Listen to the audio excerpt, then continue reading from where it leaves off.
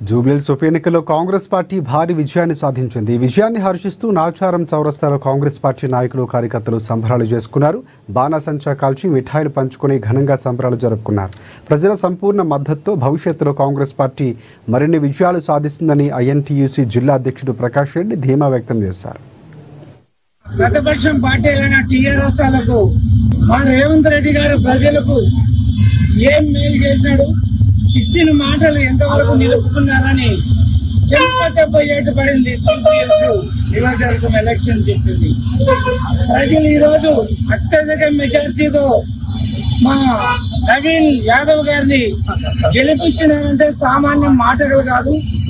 రేవంత్ రెడ్డి గారి కష్టం, శ్రమ అన్ని కూడా ఈ రోజు అతనికి ఫలించి ప్రజలు గుర్తించి ఈ రోజు ఇంత పెద్ద మెజార్టీతో నవీన్ యాదవ్ జూబ్లీహిల్స్ నుండి అసెంబ్లీకి దోలుతున్నారు.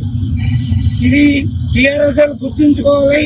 అహంకార పూర్తి మాటలు ఎప్పటికీ నడవు. ఎప్పటికైనా పని చేసిందే గుర్తించుకుంటారు ప్రజలు అనేది కూడా వాళ్ళు గుర్తించుకోవాలి. లేనిపోని మాటలు చెప్పడము, లేనిపోని అబండనాలు వేయడము టీఆర్ఎస్ వాళ్ళకి అలవాటు అయిపోయింది.